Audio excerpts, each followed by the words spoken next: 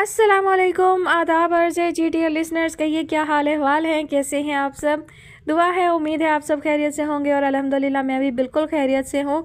और जनाब नावल की नेक्स्ट एपिसोड लेकर हाज़िर हूँ और नावल की नेक्स्ट एपिसोड के साथ साथ कुछ बातें भी करना चाहती हूँ। तो जनाब एक तो ये कि ये नावल बहुत तवील है और अभी तो हाफ़ भी नहीं हुआ है इसका। तकरीबन यूँ समझ लें कि 4 हिस्से किए जाएँ तो उसमें से एक हिस्सा जो है वो शेयर हुआ है, बाकी अभी 3 हिस्से इसके बाकी हैं। यानी कि नावल जो है वो बहुत तवील है।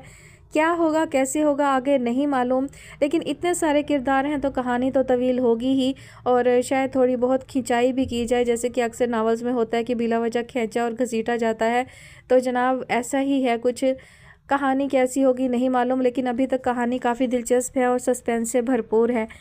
लेकिन आप लोग इसकी तवालत से बोर मत हो जाइएगा और ये ना हो कि आप लोग कहानी बीच में अधूरी छोड़कर गायब हो जाएं और मैं अकेली ही बोलती रह जाऊं, सुनाती रह जाऊं। तो प्लीज़ कहानी सुनते रहें, एपिसोड सुनते रहें और कमेंट सेक्शन में अपनी मौजूदगी का एहसास भी दिलाते रहें, ताकि मुझे पता चले कि आप लोग मौजूद हैं और आप मुझे सुन रहे हैं। बढ़ते हैं एपिसोड की जानिब। कहानी का नाम है दर्द शब हिजरा, मुसन्निफ़ा है ज़ैनब आलिया और आप सुनेंगे आज इसकी किस्त नंबर 13। तैमूर के ऑफिस से आने का वक्त हो चुका था। फातिमा रात के खाने के लिए कुछ बना रही थी, साथ ही फ़ाइज़ की फरमाइश पर उसके लिए पकोड़े भी बना रही थी और वो अपना होमवर्क करते हुए माँ से भी बातें करने लग जाता। चलो ये काम छोड़ो और पहले ये खाओ। फातिमा ने नीम गर्म पकोड़ों के साथ अलहदा कांच की छोटी डिश में केचप डालकर उसके सामने रखा और उसके हाथ से कापी और पेंसिल लेकर साइड पर रखी। लव यू मम्मा। उसे अपनी माँ पर बहुत प्यार आया जो उसके मुँह से निकलने वाली हर ख्वाहिश पूरी कर देती। लव यू टू मेरी जान। फातिमा ने झुककर उसे गुलाबी फूले गालों पर प्यार किया और चूल्हे की जानिब बढ़ी। मम्मा, अयान ने मुझे बताया कि उसके पापा ने उसे एक भाई लाकर दिया है और अब वो उसके साथ खेलता भी है।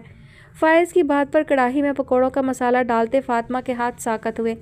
उस बच्चे की गोद में आते ही तुम ये मत समझने लग जाना कि तुम मेरे दिल की मलका बन चुकी हो। ये बस कुछ फसूख है, इस लम्हों की चाल थी जो तुम्हारी गोद में आ गिरे। इसके अलावा कुछ भी नहीं। तुम बाबा का एक गलत फैसला थी और हो। तुम मेरे लिए कभी भी काबिल कबूल नहीं रही। तैमूर का तनफ़्फ़ुर ज़दा लहजा उसके पंदार को आग में धकेलते उसके पुरसकून चेहरे को तारीक करता चला गया।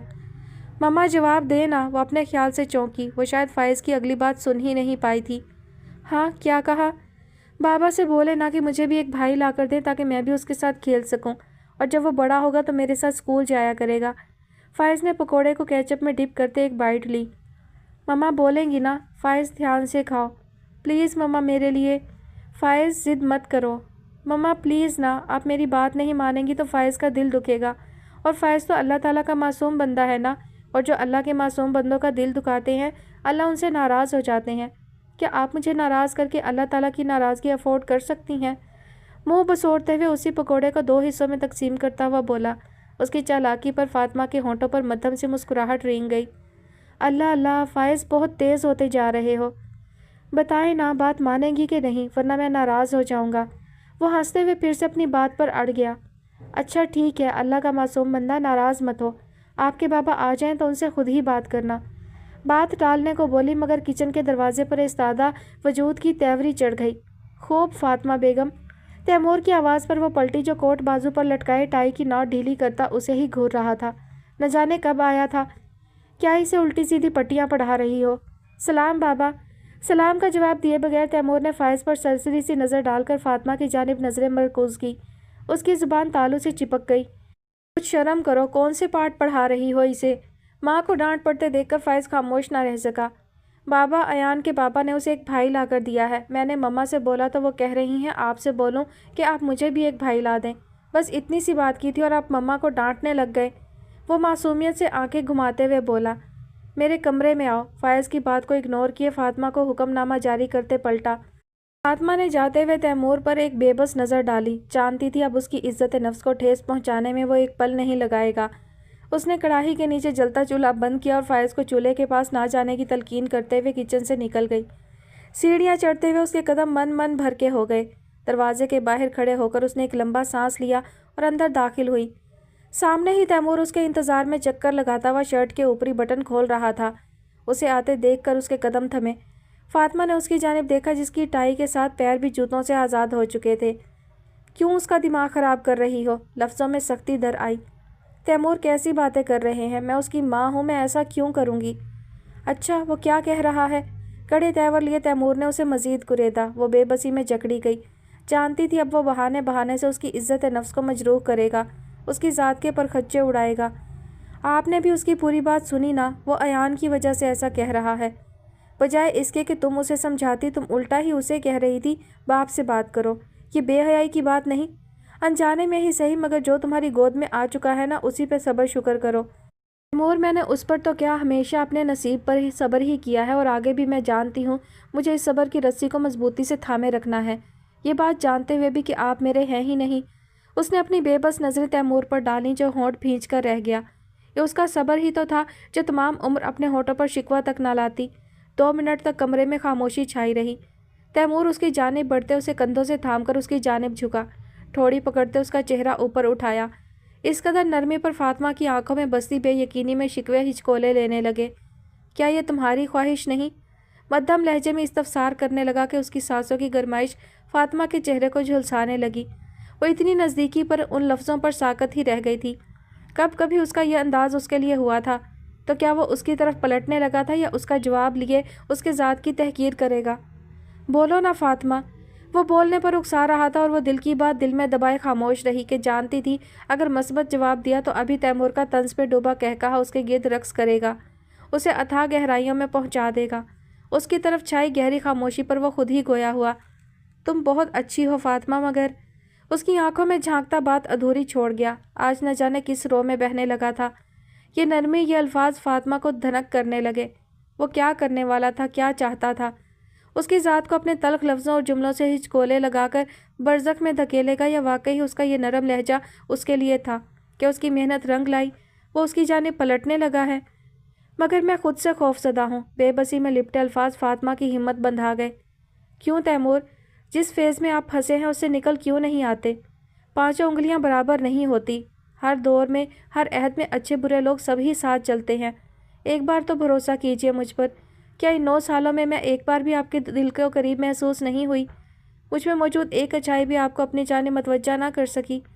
آج آپ کے نرم لہجے پر صدقے دل سے ایمان لانے کو دل کرتا ہے کہ یہ لہجہ میرے لیے ہی ہے۔ آپ میری جانب پلٹنا چاہتے ہیں، مگر دل میں دبا خوف آپ کو میری جانب بڑھنے سے روکتا ہے۔ اس کی بات پر تیمور ہوش میں آیا کہ وہ کیا بے وقوفی کرنے جا رہا ہے۔ پھر سے دھوکہ کھانے کا ارادہ کرنے لگا ہے۔ اگلا ایک لمحہ ضائع کیے بغیر وہ اس سے دور ہٹا۔ جاؤ چائے لے کر آؤ۔ اس کی بے یقین نظروں میں پھر سے شکوے در آئے۔ وہ اپنی نظروں میں اپنے شوہر سے ہزار گلہ لیے ہوئے تھیں، جو اس کے قریب آتے آتے پھر سے دور جا چکا تھا۔ وہ الماری کی جانب بڑھا، اس میں سے اپنا سوٹ نکالا اور واش روم میں چلا گیا۔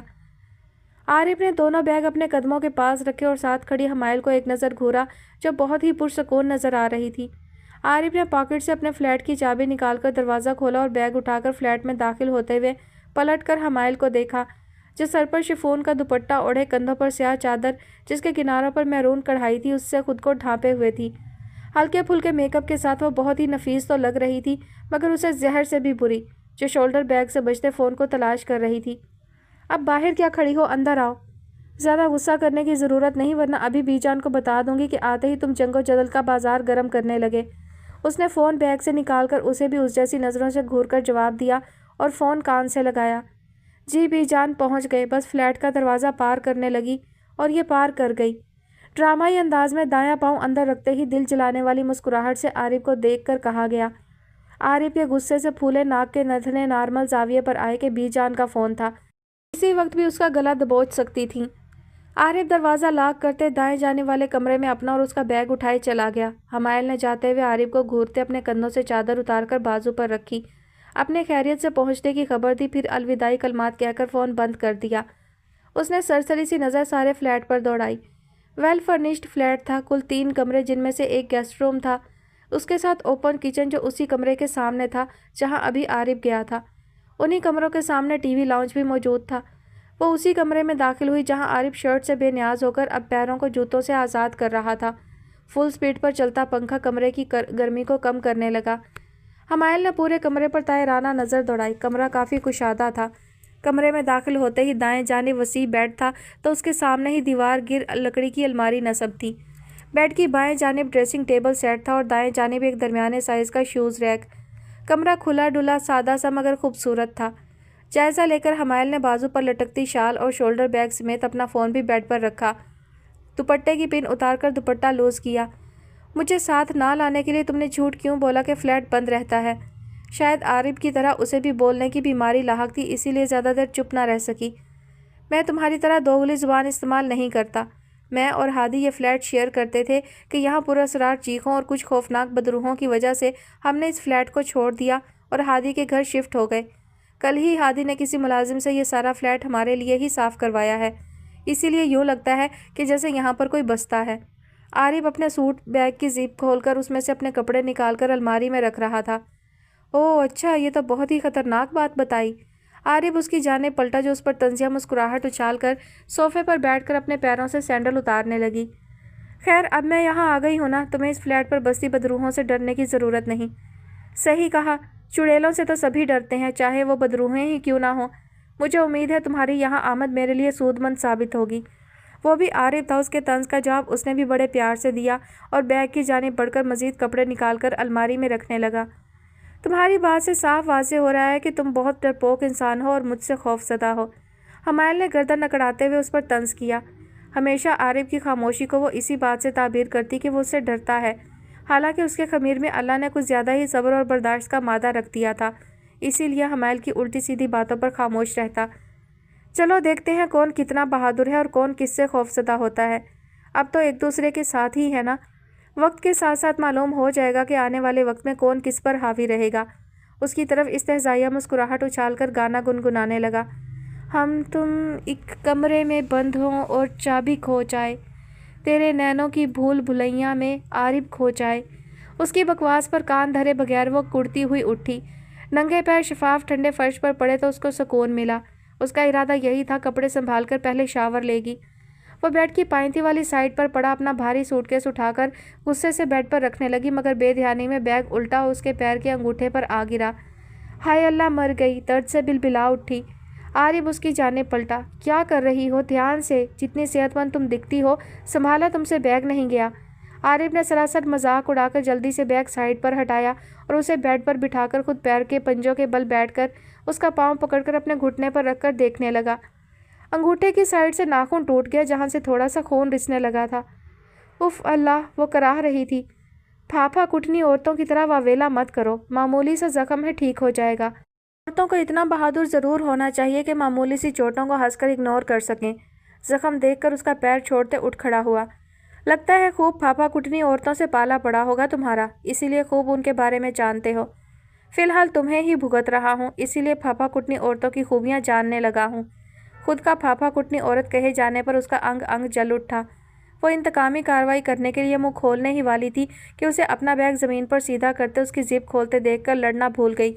کیا کر رہے ہو تم؟ بیٹھ جاؤ، میں تمہارے کپڑے بھی سنبھال دیتا ہوں۔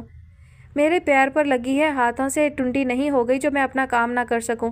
ویسے بھی مجھے تمہارا کوئی احسان نہیں چاہیے۔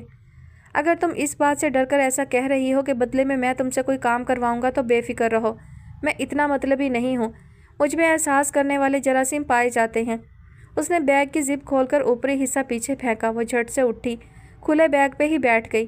میں سنبھال لوں گی اپنے کپڑے، تم اپنا کام کرو۔ اتنی بھی نازک پری نہیں ہوں کہ معمولی سے زخم پر ہاتھ پاؤں چھوڑ کر ہی بیٹھ جاؤں اور تمہارے احسان تلے دب جاؤں۔ واقعی صحت کے حوالے سے بالکل بھی نازک پری نہیں ہو۔ ویسے اس بیگ میں کچھ خاص ہے جو تم بندر کی طرح اچھل کر اس پر چڑھ بیٹھی؟ پھر سے اس کو چڑھا گیا۔ تم سے مطلب؟ مت بتاؤ، ویسے میں جانتا ہوں وہ خاص چیز۔ وہ مسکرا کر اٹھتے ہوئے خاص چیز پر زور دیتے ہوئے بولا۔ حمائل الجھ کر رہ گئی کہ اس نے تو کچھ بھی چھپا کر نہیں رکھا تھا۔ کون سی خاص چیز؟ دیسی گھی کا ڈبہ جو مجھ سے چوری چوری تم نے اپنے کپڑوں میں چھپا کر رکھا۔ موٹی تم ہی کھا کر صحت بنانا، میں نہیں کھاؤں گا۔ واٹ؟ میں نے؟ کب؟ وہ چیخ کر بیگ سے اٹھی۔ عارب اسے اطلاع دیتے سیٹی پر شوق سی دھن بجاتا بیڈ پر پڑے اپنے سیاہ بیگ کی زپ بند کرتے اسے الماری کے اوپر سنبھال کر رکھنے لگا۔ سر موڑ کر حمائل کی جانب دیکھا جو سارے کپڑے بیگ سے نکالے فرش پر بکھیر رہی تھی، جن سے کمفرٹ کی خوشبو کی بجائے دیسی گھی کی آتی خوشبو کے ساتھ کپڑوں پر لگے چکنائی کے مدھم داغوں کو دیکھ رہی تھی، جو شاید گرمی کی شدت سے پگھل کر اس کے کپڑوں کا ستیہ ناش مار چکا تھا۔ اس سے پہلے کہ حمائل اس کی طرف متوجہ ہوتی، وہ الماری سے اپنا سوٹ نکالنے کے لیے اس میں سر گھسا گیا۔ یہ تم نے جان کر کیا ہے نا؟ نہیں، میری پیاری ماں کی محبت اپنی پیاری بہو کے لیے۔ हम लोग पेंडू हैं, अपनी मोहब्बत का इजहार ऐसे ही अनोखे और सादा तरीक़ों से करते हैं। उसके जवाब पर वो एक झटके से अंगूठे के मामूली से दर्द को भुलाए उठ खड़ी हुई, हाथ में पकड़ी कमीज़ बैग में फेंकी और उसके सर पर पहुंच गई। झूठ मत बोलो, फूफो ऐसा बचकाना काम कर ही नहीं सकती। ये तुमने ही किया है, तुम अब मुझसे बदले ले रहे हो। तुम मुझे यहाँ जलील करने के लिए लाए हो ना।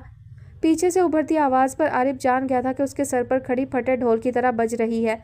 इसका इल्ज़ाम उसे तपा ही तो गया था। उसने ज़ोरदार आवाज़ में अलमारी का पट बंद किया और उसकी जानिब पलटा। उसकी आंखें एकदम से शोला रंग होने लगीं। इल्ज़ाम तराशियाँ करना बंद कर दो अब। क्यों तुम अपनी दोगली ज़ुबान पर काबू नहीं रख पाती? नफ़रत है मुझे ऐसे दोगले लोगों से जो मुंह पर ही बात किए मुकर जाते हैं। क्या मैं तुम्हें यहाँ साथ लाने के लिए बीजान के कदमों में गिरा था? तुम खुद अपनी मर्जी से यहाँ आई हो।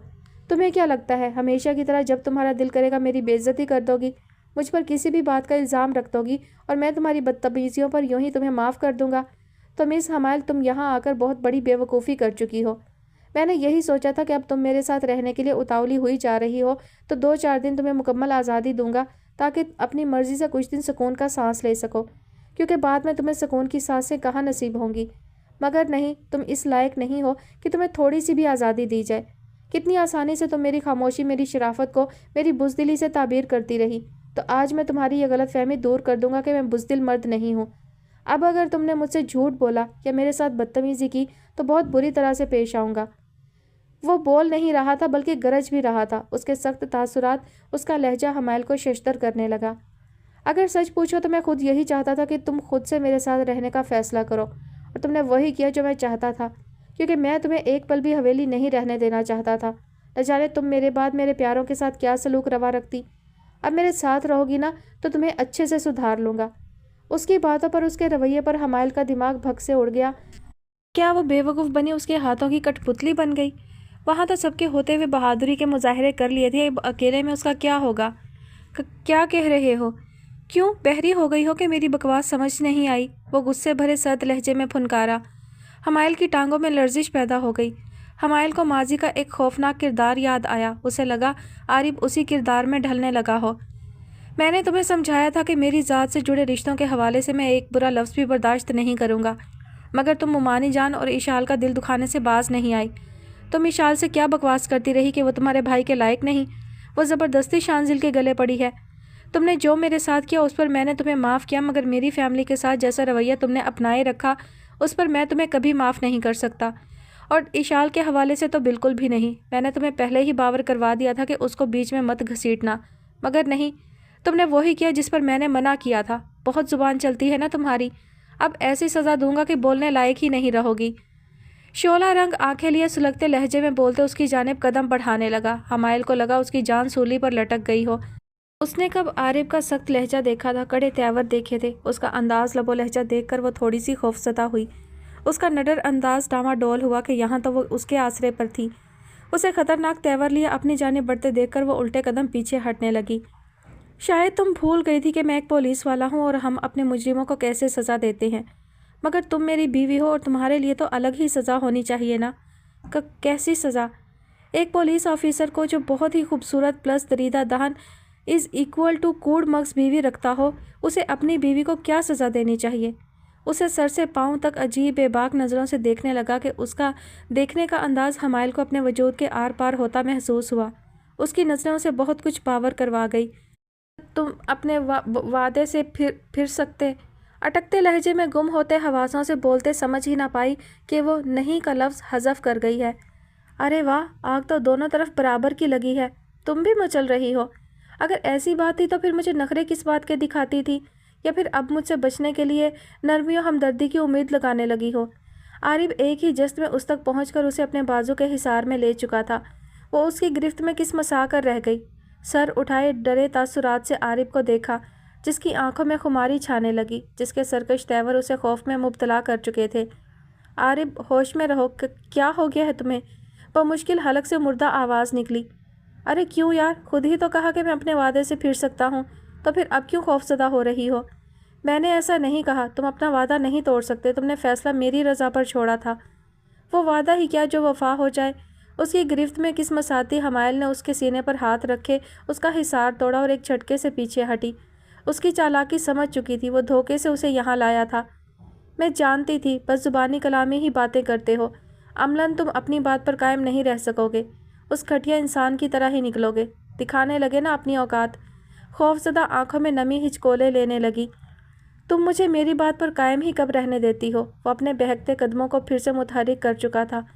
आरिफ, मैं कह रही हूँ, बाज आ जाओ, वहीं रुको। उंगली उठाकर उसके बढ़ते कदमों पर तनबीह करते बोली। उसके चेहरे से झलकते खौफ व हरास से आरिफ को सुकून मिलने लगा। आज ये कदम नहीं रुकेंगे, वही होगा जो मैं चाहूँगा। तुम एक धोखेबाज वादा खिलाफ। उसे कोसते अगले ही पल पीछे को कदम लेती बेध्यानी में बैग से टकरा कर बैग के अंदर पड़े देसी घी के डब्बे पर आन गिरी। खुले बैग का सिरा कमर पर लगा कि कमर की हड्डी पर एक दर्द सा उठा। आह मम्मा! वो आंखें बंद किए बिलक बिलक कर रो दी। उसकी हालत पर आरिफ ने बमुश्किल अपने कहकहे का गला घोंटा और उसके पास पंजों के बल बैठा के हमायल ने दहशत और खौफ से भरी आंखें खोलकर उसकी जानिब देखा, जो हाथ बढ़ाकर उसके गाल से बहते आंसू साफ करने की कोशिश करने लगा, मगर वो तो उसका हाथ झटकते हुए चेहरा पीछे को ले गई। जितनी तुम बहादुर हो ना, मुझे सब मालूम हो चुका है। ये तुम्हारी बहादुरी सिर्फ मेरी खामोशी की वजह से है। अंदर से तुम्हारा चिड़िया जितना ही दिल है। आरिफ की आंखों का अंदाज भी एकदम से बदलते हुए शरारती हुआ। चेहरे पर नरमी दर आई। रिलैक्स, मैं तुम्हारे डर का लेवल चेक करना चाहता था, मुस्कुराते हुए कहा गया। उसकी शरारती आंखों को देखकर हमायल का डर रफा हुआ तो नम आंखों में खौफ की बजाय गुस्सा दर आया। हवास बहाल हुए तो कुछ सोचने समझने की सलाहियत आई। ड्रामेबाज, पूछ सकती हूँ मुझे डराने के लिए इस घटिया हरकत की वजह? भवें सुकेड़े वो गुस्से से चिल्लाई। तुम्हें क्या लगता है ड्रामे सिर्फ तुम ही कर सकती हो? तुम हाथों में चेहरा ढाँप कर मसनूई रोगी और मुझे पता नहीं चलेगा। तुम्हारी एक्टिंग ज़ीरो है, बिल्कुल लो लेवल पे हो। मुझे तो उसी वक्त मालूम हो चुका था कि मुझसे बचने के लिए तुम ड्रामा कर रही हो। खैर, हमायल को मज़ीद उस पर ताव आया। उसका बस नहीं चल रहा था कि सामने दो जानों बैठे आरिफ का चेहरा नोच ले। इस घटिया ड्रामे की वजह यह थी कि अभी थोड़ी देर पहले तुमने कितने वसूख से कहा था कि मैं तुमसे डरता हूँ। तो अजीज़ी, एक बात मेरी हमेशा याद रखना, मर्द किसी से नहीं डरता। मर्द की खामोशी और शराफत ही औरतों को बहादुरी बख्शती है। जब एक मर्द अपनी मनमानी करने पर आता है ना, तो एक औरत खाली हाथ रह जाती है। इसलिए अगर एक मर्द खामोश और नरमी इख्तियार किए रखता है तो किसी मसलहत के तहत। मर्द की खामोशी और नरमी को कभी भी बुज़दिली नहीं, बल्कि बेवकूफ़ औरतों को अपने लिए आफियत समझना चाहिए। अगर मेरा हार्ट फेल हो जाता तो? दाएं हाथ की पुश्त से भीगे गाल साफ करते हुए चिढ़ गई। तुम जैसी लड़की का कभी हार्ट फेल नहीं हो सकता, बल्कि हार्ट फेल करने वाले झटके तुम मुझे देती रहती हो, और मुझे उम्मीद है आगे भी देती रहोगी। तुम्हें यह सब करते हुए शर्म तो नहीं आई? बिल्कुल भी नहीं। 16 साल की उम्र में मुझे घायल करने के लिए जो तीर तुम मुझ पर चलाती आई थी, तुम्हें भी तो वो सब करके शर्म नहीं आई। मैं क्यों शर्म करूं? याद है ना तुमने क्या क्या मुझ पर जुल्म ढाए थे? अभी तो अपने ऊपर होने वाले मजालिम में से 1% भी हिसाब नहीं लिया। मगर याद रखना, इंशाल्लाह जल्द ही कुछ ना कुछ कार्रवाई ज़रूर अमल में लाऊंगा। उठकर अलमारी की जानिब बढ़ा। होंठों पर शौक सी धुन बजाता कपड़े निकालकर वॉशरूम में चला गया। वो सर हाथों में गिरा गई। अभी तक उसका दिल तेज़ रफ्तारी से धड़क रहा था। हमायल ने दिल पर हाथ रखकर खुद को पुरसकून करने की कोशिश की। उसके नरम तासुरात वाले चेहरे को देखकर वो फिर से निडर हमायल बन गई। वाकई ही मर्द की नरमी और खामोशी ही औरतों को बहादुर बनाती हैं। वाहियात पेंडू इंसान, डरा के रख दिया। तौबा, कैसे नज़रों का जाविया बदलकर फिल्थी तरीके से मुझे देखते हुए जान ही निकाल गया। खुद से बड़बड़ाते गुस्से से बैग से बाहर निकली। उसकी टांगें अभी भी लड़स रही थी। कपड़ों को देखकर उसे रह रहकर आरिफ पर ताव आने लगा। वैसे एक्टिंग तो कमाल की करता है। दिल में उसकी एक्टिंग को सराहा गया। अब उसे समझ आ गई थी कि वो यहाँ आकर नादानी कर चुकी है, और अब उसे आरिफ से बात करने के लिए 100 बार सोचना पड़ेगा। न जाने कब उसकी एक्टिंग हकीकत का रूप धार ले। इस वक्त वो अपने खुफिया ठिकाने पर मौजूद थे। मुस्तफ़ा खान आफरीदी कुर्सी पर बैठे रस्सियों से जकड़े रजब अली के चेहरे का नक्शा बिगाड़ चुका था। करीब खड़ा वजी बस उसे देखे जा रहा था कि इस वक्त गुस्से और इश्तियाल का एक लावा मुस्तफ़ा खान के अंदर उबल रहा था। आखिरी बार पूछ रहा हूँ, बताओ कहाँ है वो? मुस्तफ़ा ने उसको बालों से पकड़कर उसका चेहरा ऊपर उठाया और आखिरी बार रजब अली से पूछा, मगर जवाब उसकी तवक्का के मुताबिक था। कुछ भी कर लो, सेठ इकराम के बारे में मैं नहीं बताऊँगा। अपनी बिगड़ी हालत की परवाह किए बगैर अपनी बात पर डटा रहा। ठीक है, मत बता, तेरी मर्जी, वरना तो मैंने तुझे बहुत मार्जन दिया, मगर खैर। मुस्तफ़ा ने उसके सर को एक झटका देकर छोड़ा। करीब खड़े वजी से जंबूर लिया। एक पल को ये खौफनाक आला देखकर रजब अली की आंखों में खौफ उमड़ आया, मगर जुबान पर ताला लगाए रखा। उसके देखते ही देखते मुस्तफ़ा के कदमों में बैठते उसके पैरों के नाखून मांस से उखाड़ने लगा, जिनसे सुर्ख स्याल बहना शुरू हो गया। वो इस अजियत पर चिल्ला उठा। पूरा तह खाना उसकी चीखों से गूंज रहा था। थोड़ी देर बाद उसकी अजियत को बर्दाश्त ना करते हुए वो बेहोश हो चुका था। वजी से जूं ही होश आया फिर से पूछना, अगर इतनी अजियत पर भी ना बताए तो तिल तिल तड़पाना। तर्स खाने की ज़रूरत नहीं, तब भी ना माने तो आसान मौत मत देना। इसके जिस्म का रेशा रेशा अलग कर देना। शायद ऐसे ही कुछ भटकती रूहों को करार आ जाए, जिनकी इज्जतों को पामाल करके उनको मौत के घाट उतार दिया। भूखे कुत्तों की नज़र कर देना इसे। मुस्तफ़ा ने एक नज़र पिंजरे में बंद शिकारी कुत्तों को देखा, फिर उसकी उंगलियों से बहते सियाल को देखा और हतमी बात करते हुए कमरे से निकल गया। वजी उसके हुक्म की तामील के लिए तैयार था कि वो खुद भी माशरे के ऐसे नासूरों को ख़त्म करने के लिए हर वक्त चौकस रहता था। वो सीधा शाह बीबी के पास चला आया, जहाँ तहसीन बेगम पहले से ही मौजूद थी। मुंसिफ खाना खा लिया? अपने बेटे को थपक थपक कर सुलाते हुए तहसीन बेगम ने मुंसिफ से पूछा, जो दाएं जानिब लगे 2 सीटर सोफे पर बैठ चुका था। नहीं बुआ, मासी ला रही है, फिर खाता हूँ। वक्त पर खाना खाया करो ना बच्चे, सेहत कमज़ोर होती जा रही है तुम्हारी। मोहब्बत भरा लहजा जो हमेशा से उसके लिए ही होता। उसी वक्त दरवाज़ा नॉक करते हुए शाह बीबी की सबसे बड़ी बहू कमरे में दाखिल हुई कि वो तीनों दरवाजे की जानिब मतवज्जा हुए। अगर इजाज़त हो तो मैं दादी पोते के साथ थोड़ा वक्त गुजारने के लिए आ जाऊं? अरे दीन रानी आओ ना, ये मेरा पोता बाद में, तेरा पुत्र पहले है। भाभी आइए ना, पूछने की क्या बात है? तहसीन बेगम खुशदिली से बोली। शाह बीबी ने नक्सक सी तैयार अपनी बहू को देखा, जो साड़ी में मलबूस बालों का जूड़ा बनाए हुए, कंधों पर हाफ वाइट चादर ओढ़े हुए थी। फॉरेन कंट्री से थी, लेकिन उनका रहन सहन पाकिस्तानी फैमिलीज़ की तरह का ही था। गांव आने से पहले रज़ा शाह उन्हें अपनी तहजीब और रवायत का पाठ पढ़ा चुके थे, इसीलिए वो कुछ ज़्यादा ही मोहतात थी और इन चंद दिनों में गांव के रंग में रंगते हुए वैसे ही रह रही थी। आज तो उनका मिलना मिलाना भी बिरादरी के लोगों से पहली बार था, इसीलिए रज़ा शाह और शाह बीबी के कहने पर वो तैयार हुईं। मुंसिफ ने अपनी सौतेली माँ की तरफ देखा, जो उसके पास ही आकर बैठ गई थी। निक्का शाह और निक्की गुड्डी सो गए? जी बीजान सो गए हैं। वो शाह बीबी के बच्चों के दिए जाने वाले नामों पर मध्यम सा मुस्कुरा दी कि निक्का शाह, छोटे शाह, वड्डे शाह, तकरीबन सब नाम की बजाय या तो शाह कहते या फिर नाम के साथ इस शाह नाम को ज़रूर पुकारते। देख रही थी कि गांव के लोग ज़ात पात ऊंच नीच को कितनी अहमियत देते हैं, मगर उनकी नज़र में ये सब फजूलियात थीं। वो तीनों बातें कर रही थी कि कमरे का दरवाज़ा एक बार फिर से खुला और नसीमा मासी खाना लिए मौजूद थी। उन्होंने खाना लाकर मुंसिफ के सामने कांच के टेबल पर रख दिया और चली गईं। मुंसिफ, तुमने अभी खाना नहीं खाया? नहीं आंटी, टाइम नहीं मिला था, वो आम से अंदाज में बोला। उसका अगर शुरू से फड्डा था तो सिर्फ बाप से, उनकी लापरवाही से। उसे अपनी दूसरी माँ से ना कभी कोई कदूरत थी ना नफ़रत। दूसरा सौतेली माँ का थोड़ा बहुत जो खौफ उसके दिल में था, वो उनकी नरम गुफ्तारी और नरम मिजाजी को देखकर ख़त्म हो चुका था, मगर एक झिझक उसके अंदर अभी मौजूद थी। तहसीन बेगम पर यकीन थी कि वो मुंसिफ को खुद से और अपने बच्चों से जोड़ कर रखेंगी। मुंसिफ, अगर मुझे आंटी की बजाय मम्मा, मम्मी या फिर माँ कहोगे तो मुझे अच्छा लगेगा, चाहे सौतेली ही सही, लेकिन माँ तो होना, इसलिए मम्मा कहकर इस रिश्ते को मोतबर कर दो। वो हसरत ज़दा लहजे में बोली। मुंसिफ ने उनकी तरफ देखा और सर असबात में हिला गया। और क्या माँ है वो तेरी? मैं तो उस मौला की शुक्रगुजार हूँ कि रज़ा शादा फ़ैसला दुरुस्त है, वरना आजकल औरत सगे रिश्तों को नहीं निभा पाती कि सौतेले रिश्ते कैसे निभाएं। और ये सौतेली माँ से तो खुदा की पनाह, एक माँ के ओहदे पर होते हुए भी जाबिर बन जाती है। शाह बीबी की बात पर मिसिज़ रज़ा मुस्कुरा दी।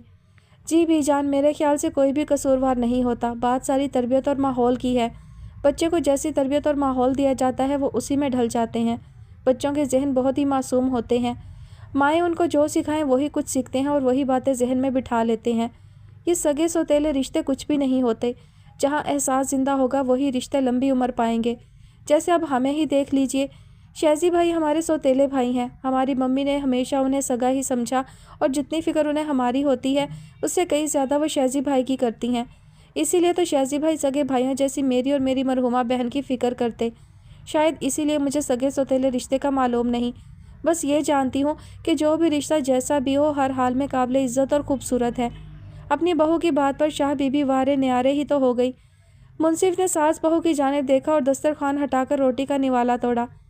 मैं देख रही हूँ अब तो निक्के शाह मुंसिफ दे पीछे लगा रही है। मजाल है जो वो अब एक पल भी मुंसिफ दा पीछा छोड़ दे। आज भी सारा दिन वो और एक ये शैतान दा चेला मुंसिफ दे साथ ही रहे। आखिर में उन्होंने तहसीन बेगम के बेटे के बारे में कहा कि उनकी बहू अपनी सास की बात पर मुस्कुरा दी। बीजान, उसे अभी से ही भाई की पहचान करवाऊंगी तो ही इन भाइयों की मोहब्बत मजबूत होगी। मेरे बच्चों के बीच कभी सगा सौतेला लफ्ज़ नहीं आएगा इंशाअल्लाह। انہوں نے محبت پاش نظروں سے منصف کو دیکھا جو ابھی نوالا چبا ہی رہا تھا کہ اسے بہت تیز غوطہ لگا۔ کچی مرچیں سیدھی گلے میں لگی۔ کیا ہو گیا؟ انہوں نے اس کی کمر سے ہلاتے ہوئے اس کو پانی کا گلاس تھمایا جسے وہ ہاتھ سے پیچھے ہٹا چکا تھا۔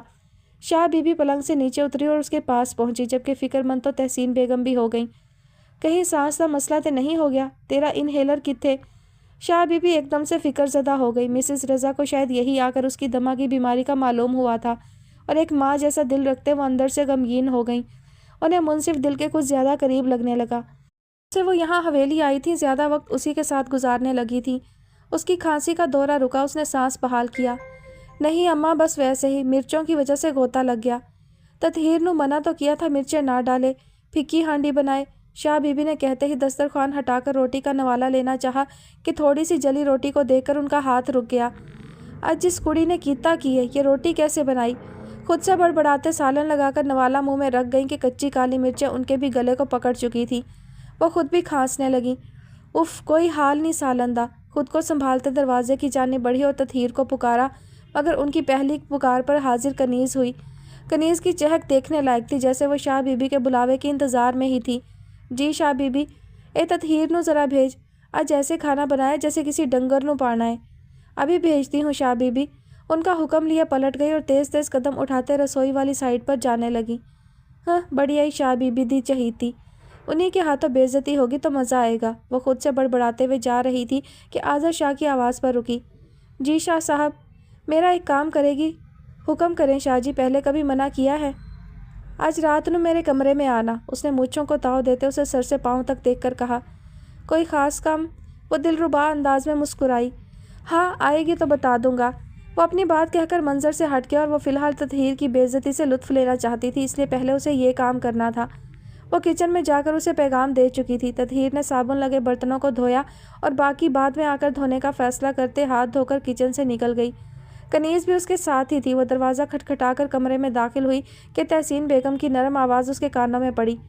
کوئی بات نہیں اماں، وہ بیچاری صبح سے لگی ہے، تھک گئی ہوگی، اسی لیے شاید صحیح کھانا نہیں بنا، اوپر سے ماں کے لیے بھی تو فکر مند ہے۔ میں کچھ بنا کر لے آتی ہوں، مسز رضا نے کہا۔ نہیں، میں یہ کھا لوں گا، بس اگر دن کا پھیکا سالن ہے تو منگوا دیں۔ ہاں، ابھی لے کر آتی ہوں۔ وہ اپنی ساڑی کا پلو سنبھالتے ہوئے اٹھنے ہی لگی تھیں کہ تطہیر کو دیکھ کر بیٹھی رہ گئیں۔ جی شاہ بی بی، آپ نے بلایا؟ ہاں پتر، بلایا ہے۔ یہ آج تو نے کیسا کھانا بنایا ہے، دیکھ کھانے لائق ہے؟ پیچھے کھڑی کنیز نے شاہ بی بی کو دیکھا جو غصہ کرنے کی بجائے ٹھنڈی پڑ کر نرم لہجے میں استفسار کر رہی تھی۔ وہ بدمزہ ہوئی۔ جی شاہ بی بی، وہ بے دھیانی میں روٹی جل گئی۔ میں نہیں بنانے لگی تھی کہ چھوٹے شاہ نے منع کر دیا۔ اس نے سامنے بیٹھے منصف کو دیکھ کر کہا جو اس کی تائید میں ہی بولا۔ اماں جان، میں نے ہی منع کیا تھا۔ میں ابھی بنا کر لاتی ہوں، وہ فکر مندی سے بولی، لہجے میں شرمندگی کا عنصر نمایاں تھا۔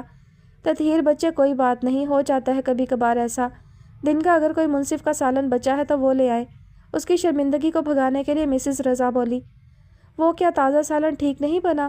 یہ سوال کرنا تو بنتا تھا کہ اس نے دل سے ان کے لیے کھانا بنایا تھا۔ مرچیں تھوڑی زیادہ ہیں، منصف نے اپنے دھیان میں جواب دیا کہ تطہیر چونک اٹھی۔ لیکن مرچیں تو میں نے بالکل ڈالی ہی نہیں، پھیکا سالن بنایا تھا۔ ایک بار تو کنیز گڑبڑائی کہیں پکڑی نہ جائے، مگر بچت رہی۔ تطہیر، مینوں لگتا ہے تجھے ماں دی فکر ہے، اس واسطے سارے کام بے دھیانی نال کر رہی ہے۔ تیریاں گلاں وچ بھی بے دھیانی ہی چھپی ہے۔ جا کر آرام کر لے تھوڑا، کنیز کچن سنبھال لیندی ہے۔ انہوں نے پیچھے دروازے کے پاس کھڑی کنیز کو دیکھ کر کہا جس کا دل کڑ کر رہ گیا۔ آ بیل مجھے مار، یہاں الٹی مصیبت اپنے ہی گلے پڑ گئی تھی۔ عارف نے ایک نظر حمائل پر ڈالی جو گھوڑے گدھے بیچ کر سو رہی تھی۔ شاید وہ لمبے سفر کی تھکی تھی، اسی لیے رات کا کھانا بھی نہیں کھایا اور شاور لے کر جوں ہی لیٹی سو گئی۔ عارف کو کل کا واقعہ ایک بار پھر یاد آیا تو اس کے ہونٹ مسکرا دیے۔ یوں ہی بستر سے نکل کر شاور لینے چلا گیا۔ اس کے پاس وقت کم تھا، اس لیے جلدی جلدی تیار ہوا اور کچن کا رخ کیا۔ اس نے اپنا ناشتہ خود بنایا، مگر آج کچھ خاص بنا نہ تھا کیونکہ جلدی میں وہ بریڈ انڈا ہی بنا سکا، پر اسے یہ دونوں چیزیں کچھ خاص پسند نہ تھیں۔ بحالت مجبوری کبھی کبھار وہ کھا ہی لیتا۔ دل مار کر آدھا ادھورا ناشتہ کیا اور گھر سے نکل کھڑا ہوا۔ اس کا ارادہ ہادی کی طرف سے اپنا ضروری سامان اٹھانے کا تھا۔ 15 منٹ کے بعد وہ ہادی کے دروازے پر موجود تھا۔ چوکیدار بابا کو سلام کرتے ہوئے اندر چلا گیا۔ حال میں داخل ہوا اور ہادی کو پکارنے لگا کہ کچن سے آتی کھٹر پٹر کی آواز پر وہ کچن کی جانب مڑا۔ شاید وہ کچن میں اپنے لیے ناشتہ بنا رہا تھا۔ اس نے اپنی ہی جھونک میں ہادی کو پکارا اور کچن میں داخل ہوا۔ ارے عارف! हादी के साथ मुड़ने वाले वजूद को देखकर आरिफ ठिठर गया। उसके चेहरे की सदा बहार रहने वाली मुस्कान को सुकड़ने में एक पल ना लगा, जबकि दूसरी तरफ हादी के साथ खड़ी दानिया पुरसकून अंदाज में सामने खड़े आरिफ को देख रही थी। हादी किचन के दरवाजे के बीचों बीच खड़े आरिफ की जानिब बढ़ा और उससे मुआनिका किया। आरिफ तो इस सारे अमल में उस लड़की को ही देखता रहा। हादी की बहुत बहुत मुबारक हो। हादी की बात शायद आरिफ ने सुनी नहीं थी। वो पुरसोच अंदाज में सामने खड़ी लड़की को अपनी खोजती नज़रों से देखे जा रहा था। घर में सब कैसे हैं? सब ठीक है, लेकिन यहाँ के हालत मुझे कुछ माड़े लग रहे हैं। वैसे तो मुझे उम्मीद है कि तुम बिगड़ नहीं सकते, मगर निस्वानी आफत को घर पर देखकर मुझे लग रहा है कि तुम हाथों से निकलने वाले हो। आरिफ ने सर से पाँव तक खूबसूरती की मूरत को देखा। तानिया ने पहले आरिफ को घूरा, फिर हादी की जानिब देखा, जैसे कह रही हो कि ये पागल कौन है, बल्कि निकल चुके हो कि अच्छे बुरे को पहचान ही ना सको। आरिफ की बात उसकी मशकूक नज़रों का घटिया मफहूम समझकर दानिया बिलबिला उठी। ओ यू, तुम होते कौन हो किसी को पहली नज़र में देखकर जज करने वाले? वो गुस्से से उसकी जानिब बढ़ी कि हादी ने उसकी कलाई थामे बीच राह में ही रोका। हादी की हरकत पर आरिफ को गशी तारी होने लगी। हादी का रवैया उससे हजम नहीं हो रहा था, जो किसी लड़की की तरफ देखना तक गवारा ना करता, एक लड़की का हाथ थामे खड़ा था। वाह, अमेजिंग! काफ़ी हद तक बेतकल्लुफ़ी हो चुकी है कि बात इस हद तक पड़ गई। आरिफ के होंठ फिर से एक शगुफ़ा छोड़ चुके थे और दानिया की बर्दाश्त का यारा भी शायद यहीं तक रहा। उसकी बर्दाश्त की हद भी ख़त्म हुई। तेरी माँ की, वो दुश्नाम तराजी करने ही वाली थी कि हादी ने बेसाख्ता हाथ उसके होंठों पर रखे उसकी ज़ुबान बंदी की। दानिया के बाकी के अल्फाज हादी उसके हाथ तले दम तोड़ गए। चुप दोनों, बिल्कुल चुप। एक लफ्ज़ भी तुम दोनों के मुँह से ना निकले। हादी गुस्से से बोलते अपना हाथ दानिया के मुँह से हटा चुका था। आरिफ को गज़बनाक नज़रों से देखने लगा। तुम अपने कमरे में चलो, वहीं आकर बात करता हूँ। जल्दी आना, मुझे भी तुमसे बात करनी है। वक्त नहीं है मेरे पास तुम्हारे लाड देखने का। हादी के हाथ में मौजूद दानिया की कलाई देखकर तंज करते मुड़ा और अपने कमरे से ज़रूरी सामान लेने चला गया। हादी ने दानिया की जानिब देखा। कौन था ये बददिमाग? मुझे लगता था कि इस दुनिया में ऐसा दिमाग मैंने ही पाया है, मगर आज इस पागल लड़के ने यह साबित कर दिया कि मुझसे भी ऊपर का दर्जा रखता है ये। भैया, ये पागल कौन था? कितनी फजूल बकवास करके गया और आप खामोश रहे। और वो हंसी होते गुस्से से हादी को देखने लगी। वो बहुत हद तक हादी से मानूस हो चुकी थी। बहुत कुछ जानकर वो पुरसकून सी यहाँ रह रही थी, यहाँ तक कि अभी उसकी अपने वालिद से मुलाकात नहीं हुई थी, बस फ़ोन पर ही बातचीत हुई। वो हादी के घर खुद को तहफ़्फ़ुज़ महसूस करते उसे दिल से भाई का दर्जा दे चुकी थी, क्योंकि वो भी तो उसे एक बहन एक बेटी का दर्जा देते इज़्ज़त और एहतराम दे रहा था। तुम परेशान मत हो, उसका थोड़ा दिमागी तवाज़ुन ठीक नहीं, इसीलिए कभी कभार ऐसा रिएक्ट कर जाता है। तुम यहीं रुको, मैं अभी आया। दानिया को वहीं छोड़े किचन से निकलकर आरिफ के कमरे में उसके पास चला आया। आरिफ की पुश्त को घूरा, जो आरिफ अपनी अलमारी से ज़रूरी सामान निकालकर बैग में पैक कर रहा था। शादी से पहले तक बददिमाग थे, मैं ये बात जानता हूँ, मगर शादी के बाद तुम्हारी ऊपर की स्टोरी बिल्कुल खाली हो जाएगी, इस बात का इदराक आज मुझे हुआ। आते ही क्या ओल फोल बक रहे थे, वो क्या सोचती होगी तेरे बारे में? हादी ने गुस्से भरे लहजे में संजीदगी से इस्तफहाम किया। उसे जो सोचना है सोचे, लेकिन तुमने उस लड़की को घर पर क्यों रखा? बहन है वो मेरी। अच्छा? आरिफ ने अच्छा को खींचते उसे तंज़िया अंदाज में कहा। आपको क्या लगता है हादी साहब, आप जो कहेंगे मैं मान जाऊंगा? उस लड़की को मैं खूब जानता हूँ, ये किस नाते से तुम्हारी बहन बन गई? फिर से तंज का तीर छोड़ा गया। अच्छा, ये जो खूब जानते हो ना, ज़रा मुझे भी तो बताओ, मैं भी तो जानूँ ऐसी कौन सी बात है जिस पर तुम सीख पा हो गए। हादी सीने पर हाथ बांधे आईब्रो स्केड़ कर खूब जानते हुए पर जोर देते हुए बोला। आरिफ ने सबसे पहले दरवाज़ा लॉक किया और उसके सामने आ खड़ा हुआ। मैं समझ नहीं पाया कि ये यहाँ कैसे पहुँच गई। मुझे नहीं लगता इसे हमें अपने घर पर रखना चाहिए, क्योंकि ये लड़की कोई आम लड़की नहीं, बल्कि आरिफ बोल रहा था और हादी खामोशी से उसे सुन रहा था। उसी खामोशी में हादी बेड पर बैठा और दोनों बाजू अपने रानों पर टिका कर, दोनों हाथ जोड़ते हुए उन पर ठोड़ी रखकर आरिफ को देखने लगा, जो बात मुकम्मल किए खामोश उसके जवाब का मुंतज़िर था। तुम जिसकी बात कर रहे हो ये वो नहीं है, ये सर वलीद लगारी की बेटी दानिया वलीद लगारी है। हादी ने बड़े पुरसकून अंदाज में आरिफ के सर पर बम फोड़ा। वो साकत रह गया। तुम जानते हो ना मुस्तफ़ा, हर बात अपने बाबा मेजर बुरहान सर से शेयर करता है। जिस दिन हम लोग दरगाह सलाम करने गए थे, याद है? उसे 2 दिन पहले मैंने तुम्हें बताया था हम लोग कराची जा रहे हैं। हमारा जाना इसी मकसद की कड़ी था। वही उन्होंने सेठ इकराम और रजब अली के बारे में बताया था। फिर मैंने वली बाबा से बात की, क्योंकि बाबा का माजी रजब अली से जुड़ा है। उसी की वजह से उनका हंसता बसता घर उजड़ा, उनकी बीवी बेटी गायब हो गई, और वो जानते थे ये रजब अली का ही काम है। उसी की वजह से वो सस्पेंड किए गए। یہ فورس جوائن کرتے ہی بابا نے مجھے اپنی بیٹی کے بارے میں سب بتا دیا تھا کہ شاید کوئی سراغ مل ہی جائے۔ ہادی کی بات پر عارف بھی اس کے پاس آ کر سر تھام کر بیٹھ گیا۔ کم از کم مصطفیٰ کو مجھے تو بتانا چاہیے تھا نا، تمہاری شادی تھی، شاید اس لیے وہ تمہیں آگاہی نہ دے سکا، وہ اکیلے ہی اس معاملے کو ہینڈل کر سکتا تھا، اسی لیے خاموش ہو گیا۔ اس نے وجی کو رجب علی کی طاق میں بٹھایا تھا، اس کی ایک ایک حرکت پر اس کی نظر تھی۔ جو ہی وہ دانیہ کو لے کر اپنے فارم ہاؤس پہنچا انہوں نے اسے پکڑ لیا۔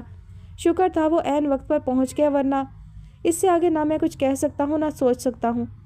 رجب علی کا کیا بنا؟ عارف نے پوچھا کہ وہ مصطفیٰ کے غصے سے خوب واقف تھا، جانتا تھا مصطفیٰ اسے زندہ نہیں چھوڑے گا۔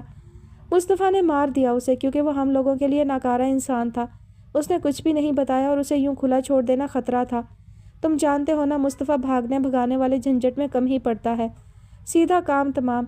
20 بچیاں جو اغوا ہوئی تھیں وہ بھی اس سے مل چکی ہیں، جنہیں بغیر کسی کو بھنک پڑے بہت ہی خاموشی سے ان کے والدین تک پہنچایا جا چکا ہے۔ بچیوں کے ذکر پر عارف کے چہرے پر سکون کی لہر دوڑ گئی، وہ پرسکون ہو گیا۔ ان کی محنت رائے گاہ نہیں جا رہی تھی۔ سر ولید اور اماں جان کب تک آئیں گے؟ جلد ہی آئیں گے۔ تھوڑی دیر کمرے میں خاموشی رہی کہ ہادی اٹھ کھڑا ہوا۔ تو بیٹھ، میں تیرے لیے چائے ناشتہ لاتا ہوں، لمبے سفر سے آیا ہے۔ ہادی یہی سمجھا تھا کہ شاید وہ گاؤں سے سیدھا یہیں آیا ہوگا۔ ارے نہیں، اپنے فلیٹ پر ہی آیا تھا، ناشتہ کر کے ہی نکلا ہوں۔ کیا ضرورت تھی وہاں جانے کی، یہاں آ جاتا۔ ساتھ حمائل بھی آئی ہے اسی لیے، عارف نے مجبوری بتائی۔ میرے خیال سے تجھے ابھی بھابھی کو ساتھ نہیں لانا چاہیے تھا، کیسے مینیج کرے گا سب؟ ہادی پرسوچ انداز میں بولا۔ آئی ڈونٹ نو کیا ہوگا، یہ سب بی جان اور اماں کی کرامات ہیں، اب دیکھ کیا بنتا ہے میرا۔ عارف جھنجھلا اٹھا کہ یہی بات تو اسے فکر زدہ کر رہی تھی۔ چل پھر میں نکلتا ہوں، دیر ہو رہی ہے۔ عارف نے کلائی پر بندھی گھڑی پر ٹائم دیکھا، اس کے پاس وقت کم تھا، اسی لیے مختصر بات کیے بیگ کندھے پر ڈالا اور دروازے کا لاک ہٹا کر چلا گیا۔ آج وہ فرید کو ساتھ لیے غزل کی اجازت سے درگاہ آئی تھی۔ اسے اس اجنبی کی بات یاد تھی کہ لڑکیوں کو اکیلے گھر سے قدم نہیں نکالنا چاہیے جب انہیں خود کی حفاظت کے لیے کسی غیر مرد کی ضرورت پڑے۔ کافی دیر درگاہ پر رکی، فرید بس اس کے ساتھ رہا خاموشی سے۔ وہ اس جگہ سے بھی گزری جہاں ان کا ٹکراؤ ہوا، مگر ناکام رہی، وہ کہیں نہیں تھا۔ وہ کسی امید کے تحت گئی تو تھی، مگر ہمیشہ کی طرح وہ ٹوٹی ہوئی امیدیں لیے واپس لوٹ آئی۔ وہ فرید کے ساتھ شکستہ قدموں سے محل سرائے میں داخل ہوئی۔ اسے لگا جیسے وہ صدیوں کی مسافت طے کر کے آئی ہو اور اب تھک چکی ہو، لہٰذا اسے اپنے قدموں کو واپس موڑ لینا چاہیے، مگر نادان دل ایسی کوئی دلیل ماننے کو تیار ہی نہ تھا۔ دل چاہتا تھا چاہے اکیلے ہی صحیح، مگر اس محبت کے سفر میں بس اکیلی ہی نامعلوم منزل کی طرف بڑھتی جائے، اور شاید وہ ایسا کر بھی رہی تھی۔ وہ حال میں داخل ہوئی، سامنے ہی خانم کے ساتھ ایک نوجوان لڑکے کو بیٹھے دیکھا۔ وہ کئی بار اسے یہاں نازنین کے ساتھ آتے دیکھ چکی تھی۔ اس نے جلدی سے خانم کو آداب کہا اور اپنے کمرے کی طرف بڑھ گئی۔ وہ شکر کر رہی تھی کہ وہ پردے میں تھی، نہ جانے اس مرد کا دیکھنا کیا رنگ لاتا، مگر نہیں جانتی تھی یہ مرد اس پر کیا قہر توڑنے والا ہے۔ وہ اپنے کمرے کی جانب بڑھی کہ رستے میں ہی اس کا ٹکراؤ سیب کھاتی غزل سے ہو گیا۔ اس نے چہرے سے نقاب ہٹا دیا۔ اتنا وقت لگا کر آئی؟ رش زیادہ تھا، نکلتے ہوئے دیر ہو گئی، مجھے لہجے میں جواب دے کر اپنے کمرے میں جھٹ سے گھسی۔ پیچھے غزل بھی چلی آئی۔ کیا بات ہے؟ سیاہ چادر اتار کر سائڈ پر رکھتی مہرماں کے بجھے چہرے کو دیکھ کر استفہام کرنے لگی۔ کچھ نہیں آپا۔ چھپا مت، تیرے چہرے کا ہر زاویہ مجھ پر عیاں ہو رہا ہے۔ اس کے پلنگ پر بیٹھی غزل نے آدھا بچا سیب بھی ختم کیا۔ تیری حالت ایسی معلوم ہو رہی ہے جیسے ایک کونچ اپنی ڈار سے بچھڑ کر سہم گئی ہو، اب اپنے جھنڈ کی تلاش میں ماری ماری پھر رہی ہو، یہ ناصبور نگاہیں کسی آشنا کو تلاش رہی ہوں۔ غزل کی بات پر مہرماں نے گلے میں دوپٹہ اوڑھا اور شکستہ قدم لیے اس کے قدموں میں ہی ڈھیر ہو کر اس کی گود میں سر رکھ گئی۔ وہی تھکن ابھی بھی اس کے انگ انگ میں اتر گئی، جیسے وہ صدیوں کی تھکی ہو۔ اب اس میں مزید کٹھن سفر طے کرنے کا حوصلہ نہیں رہا، اسے یہی کچھ دیر ٹھہر کر سانس لے لینا چاہیے۔ مہرو میری جان، کیا بات ہے، اتنی اداس کیوں ہو؟ آپا ایک بات پوچھوں؟ نظروں کے سامنے وہ شبیہ کیا لہرائی کہ آنکھوں کے ساتھ لہجے میں بھی نمی گھلنے لگی۔ آج دل کچھ زیادہ ہی مایوس ہو گیا تھا۔ ہاں پوچھو، مہرو کے بال سہلاتے ہوئے اجازت دی گئی۔ ایک طوائف کو محبت کرنے سے کیوں روکا جاتا ہے؟ غزل پل بھر کو اپنی جگہ سکتہ زدہ رہ گئی۔ اس کے اس سوال کا کیا مطلب تھا؟ غزل ایک پل میں ہی اس کی اداسی اور یاسیت کی گہرائیوں میں اتر کر اس کی اداسی کا سبب پا گئی۔ بتائیں نا آپا، چپ کیوں ہے؟ یہ پابندی کیوں عائد کی جاتی ہے ہم پر؟ آنکھوں میں نمی تیرنے لگی۔ جس طرح ایک گھوڑا گھاس سے دوستی نہیں کر سکتا نا مہرو، اسی طرح اگر ایک بکنے والا وجود اپنے خریدار سے محبت کر بیٹھے گا تو ایک طوائف اپنا پیٹ کہاں سے بھرے گی؟ محبت کے چکر میں ایک طوائف بھوکی مر جائے گی اور یہ بازار حسن تباہ ہو جائے گا۔ بازار حسن کے رکھوالے کیسے چاہیں گے کہ ان کی سونے کی چڑیا اپنے عاشقوں کے ساتھ پھور سے اڑ کر پیچھے انہیں بھوکا مرنے کے لیے چھوڑ جائیں؟ آپا، یہ ناانصافی نہیں؟ کیا ہمارے پاس احساسات و جذبات سے بھرا دل نہیں ہوتا؟ یا بس ہم گوشت پوست کا ڈھیر ہیں جہاں سب مرد اپنی ہوس مٹانے آتے ہیں؟ ہم سے راتیں رنگین کی جا سکتی ہیں مگر ہمیں گھر کی عزت نہیں بنایا جاتا، کیوں؟ مہرو کے بہتے بے آواز آنسوں میں روانی در آئی جو غزل کا دامن بھگونے لگے۔ رونے کی آواز پر قابو نہ رکھ پائی تو یہ آواز اب ہچکیوں میں بدل گئی۔ کیوں کوئی دیدہ دلیری سے ہمیں اپنا نام اپنی پہچان نہیں دیتا؟ کیوں کوئی ہاتھ بڑھا کر ہمیں یہاں سے نکال کر نہیں لے جاتا؟ کیوں کسی کو ہم پر رحم نہیں آتا؟ یہاں آنے والا ہر مرد نامرد ہے، بے غیرت ہے، مردہ ضمیر سب۔ غزل کو تعجب ہوا تھا کہ آج پہلی بار مہرماں نے دشنام ترازی کی تھی۔ اس کا جذباتی ہونا، بہکی بہکی باتیں غزل کو پریشان کر گئی۔ ایک دم سے غزل کے دماغ میں جماکا ہوا کہ کہیں یہ محبت جیسے فتنے میں تو نہیں جکڑی گئی۔ اسی سوچ کے آتے ہی غزل کا رنگ متغیر ہوا تو دل بے چین ہو اٹھا۔ میری طرف دیکھ، اس نے کہتے ساتھ ہی مہرو کی گدی کے بالوں سے پکڑ کر اس کا سر اونچا کیا، جس کا چہرہ آنسوؤں سے تر تھا تو ناصبور نگاہوں میں کسی مرد کا عکس اس نمی میں ہچکولے لے رہا تھا۔ تیرے دل میں کسی نے اپنی محبت ڈال دی؟ اس کی پانیوں سے لبریز آنکھوں میں جھانکتے کسی کا عکس کھوجنے لگی۔ آپا، اس نے اپنی محبت میرے دل میں ڈالی نہیں، بلکہ اس کی محبت نے امر بیل کی طرح میرے سارے وجود کو ہی اپنی لپیٹ میں لے لیا ہے۔ کیا کہہ رہی ہے؟ غزل کی آواز سرسرائی۔ اس کے بالوں پر اس کی گرفت ڈھیلی ہوئی کہ وہ ہمیشہ مہرو کو اس لا علاج بیماری سے بچاتی آئی تھی، مگر یہ بیماری تو اسے لاحق ہوئے روگ لگا چکی تھی۔ آپا، سب سچ ہے، میں ہار چکی ہوں۔ وہ میرے حواسوں پر چھایا ہوا ہے مگر سامنے نہیں آتا، ملتا نہیں۔ مہرو دوبارہ سے اس کی گود میں اپنا روتا چہرہ چھپا گئی۔ وہ آج اپنی یک طرفہ محبت کا اعتراف کر رہی تھی۔ کیا وہ گھنگرو ہے؟ اس کی بات پر مہرو نے جھٹ سے سر اٹھا کر اس کی طرف دیکھتے نفی میں سر ہلایا۔ آپا، مجھے ظاہری خوبصورتی نے گھائل نہیں کیا، بلکہ باطنی خوبصورتی مجھے چاروں شانے چت کر گئی۔ اس کے جواب پر غزل نے ایک گھٹن زدہ سانس خارج کیا۔ وہ یہی سمجھی تھی کہ مہرو جو گھنگرو کے حسن کی اکثر تعریف کرتی ہے شاید اسی سے محبت ہو گئی ہوگی، مگر جب جواب اس کے برعکس ملا تو وہ الجھ کر رہ گئی۔ اس کے چہرے کے تاثرات یک بارگی ہی تن گئے۔ کون ہے وہ؟ کہاں ملی تو اسے؟ کیسے جاننے لگی تو اسے؟ کب بات چیت چلی تیری اس سے؟ غزل نے تندرو لہجے میں استفسار کیا، کیونکہ آج تک اس نے محل سرائے کے علاوہ باہر کے کسی مرد کے سامنے جانے نہیں دیا تھا، یہاں تک کہ اس کی محفل گائکی میں وہ مہین سے پردے کے پیچھے سے اپنی آواز کے جادو جگاتی تھی، تو پھر یہ کس کی بات کرنے لگی تھی؟ بولنا، کہاں ملی تو اسے؟ جب ہم منت کی چادر چڑھانے گئے تھے تو میں کھو گئی، اس اجنبی سے میرا ٹکراؤ ہوا۔ آپا، میں بے قصور ہوں، میں نہیں جانتی کیسے میرا دل اس ایک پل کی ملاقات میں اس کے سامنے جھک گیا۔ تب سے اب تک اسے ایک بار بھی اپنے تخیل سے نہیں نکال پائی۔ میں نہیں جانتی کہ وہ اجنبی کون ہے۔ غزل کو اس کا بار بار درگاہ جانے کی وجہ آج سمجھ آئی تھی۔ بے وقوف، جانتی ہے تو کیا کہہ رہی ہے؟ جانتی ہوں آپا، مگر میں بے بس ہو چکی ہوں، وہ میری آنکھوں میں آبسا ہے۔ مہرو، حقیقی دنیا میں ہی رہ، مت اتنے سہانے خواب اپنی آنکھوں میں سجا، کیونکہ ہماری آنکھوں میں سجے خوابوں کی کوئی تعبیر نہیں ہوتی۔ جب ہمارے کانچ سے بھی زیادہ نازک خواب ٹوٹتے ہیں نا تو ان کی گرجیاں آنکھوں میں چبھن پیدا کرتی ہیں۔ ابھی سے سنبھل جا۔ جس اجنبی سے دل لگا بیٹھی ہے اسے ایک سراب سمجھ کر بھول جا، کیونکہ اجنبی کبھی بھی آشنا نہیں بنتے۔ آپا، وہ اجنبی نا آشنا اجنبی رہا ہی کب؟ میری سوچوں میرے دل پر قابض ہو کر میرے دل کو اپنے سامنے جھکنے پر مجبور کر گیا۔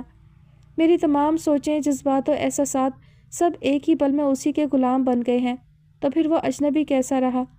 وہ اجنبی ہو کر بھی میرے لیے اجنبی نہیں رہا، کیونکہ میری سوچوں میں شراکت جو اختیار کر چکا ہے، میری روح میں سمانے لگا ہے۔ وہ کھوئے انداز میں بول رہی تھی کہ غزل نے اسے دونوں کندھوں سے جھنجھوڑ کر حقیقی دنیا میں لا پٹکا۔ میں جو بکواس کر رہی ہوں اس کی تجھے سمجھ نہیں آ رہی۔ سوچوں میں آ بسنے سے کوئی اجنبی آشنا نہیں بن جاتا، اجنبی ہی رہتا ہے۔ اپنی اوقات دیکھ کر اونچے خواب سجا۔ ہمارے کچھ خوابوں کا تعلق ہماری آنکھوں سے نہیں بلکہ ہماری روح سے ہوتا ہے، جن کو کوئی تعبیر نہ ملے تو ہماری روح گھائل ہو جاتی ہے۔ اسی وقت کا تو رونا رو رہی ہوں آپا، اور شاید تا دم زیست یہی رونا رہے کہ اس نے ہمیں کیا بنا کر پیدا کیا، کیوں اس نے اتنی ناانصافی کی۔ اس نے حوا کو صرف آدم کے لیے تخلیق کیا، نیک بیویوں کو نیک مردوں کے لیے۔ یہ کہاں کا انصاف ہوا کہ اس نے ہمیں طوائف پیدا کر دیا اور ہمارے لیے ایک نیک مرد کی بجائے ہمیں ہی بھانت بھانت کے مردوں کے لیے بنا دیا۔ ایسا کیوں کیا اس نے؟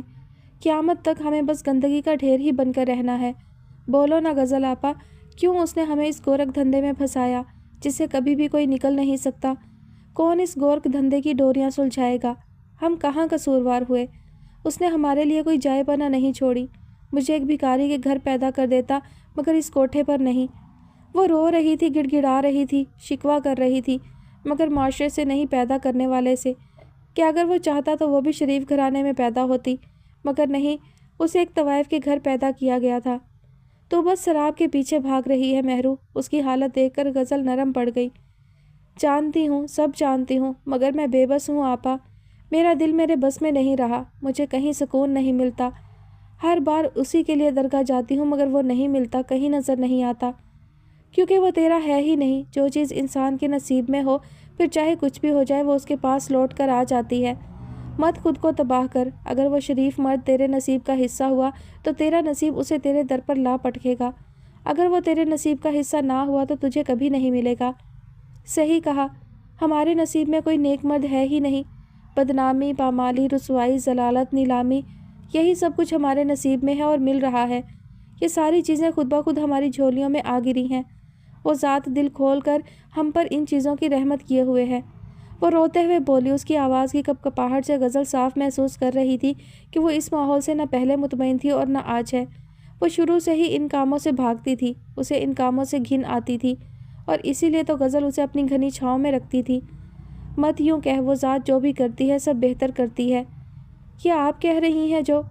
ہاں، میں ہی کہہ رہی ہوں، کیونکہ میں اس ذات کو بھولی نہیں۔ آج بھی یاد ہے، بس فرق یہ ہے کہ میں ناپاک ہو چکی ہوں۔ میرے دل سے زیادہ میرا جسم گندگی میں لتھڑ چکا ہے، جو اس مالک کے حضور حاضری دینے سے منع کرتا ہے۔ غزل نے مہرماں کا چہرہ اٹھا کر اپنے دونوں ہاتھوں کے پیالے میں لیا اور اس کے آنسو صاف کرتے ہوئے دوبارہ گویا ہوئی۔ وہ جو بھی ہے تو اسے جلد بھول جا۔ اگر تو نے اسے بھولنے میں دیر کر دی تو دل پہ اتنی گہری چوٹ کھائے گی کہ اس چوٹ کا گہرا زخم ناسور کی شکل اختیار کر جائے گا، اور دل پہ لگنے والی چوٹ کے گھاؤ بہت ہی گہرے ہوتے ہیں، جو اتنی آسانی سے بھرتے بھی نہیں، اور اگر بھر بھی جائیں تو درد کی ہلکی سی چبھن باقی رہتی ہے۔ اس لیے اپنے قدموں کو روک لے، اس کے عکس کو ایک وہم سمجھ کر جھٹک دے، فائدے میں رہے گی۔ جیسے میں سب کچھ بھول گئی، وہ عکس، وہ باتیں، وہ یادیں، یہ سب میرے دل میں کہیں دفن ہو گیا ہے۔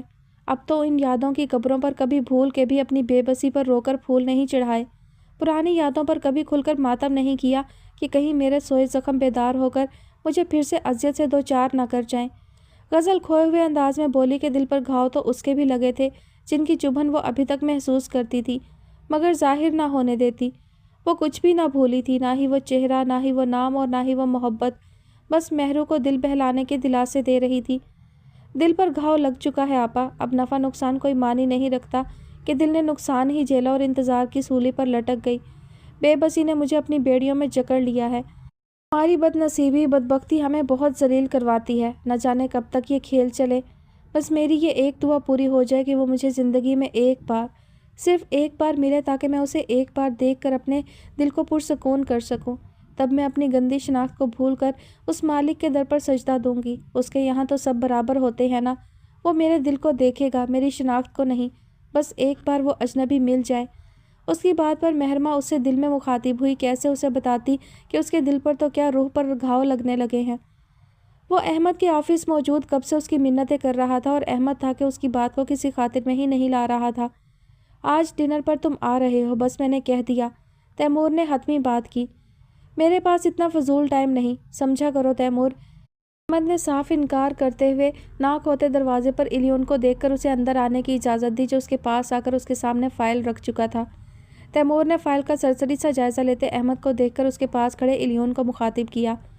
الیون یار، جسٹ گیو می اے فیور۔ الیون نے تعجب سے تیمور کو دیکھا۔ شیور بھائی، وائی ناٹ؟ نہیں الیون، تم اس کی کوئی بات نہیں مانو گے۔ احمد تیمور کی بات سمجھ کر الیون کو پہلے ہی تنبیہ کرنے لگا۔ اسے بولو انسانوں کی طرح میرا انویٹیشن قبول کرے، 1 گھنٹے سے منتیں کروا رہا ہے۔ تیمور کی بات پر الیون مسکراتے ہوئے احمد کی طرف دیکھنے لگا۔ لالا اتنے خلوص سے کوئی دعوت نامہ دے تو اسے ٹھکراتے نہیں۔ دیکھو تیمور، آج کل سب بہت بیزی جا رہا ہے، میرے پاس وقت۔ احمد کی بات مکمل بھی نہ ہو پائی کہ الیون نے منت بھرے لہجے میں اس کی بات کاٹی۔ لالا پلیز، جو بھی کام ہو مجھے بتا دیں، بٹ تیمور بھائی کا دعوت نامہ مت ٹھکرائیں۔ الیون بھی چاہتا تھا کہ احمد تھوڑے مصروف ماحول سے نکلے، جس نے شادی کے بعد خود کو زیادہ ہی مصروف کر لیا تھا۔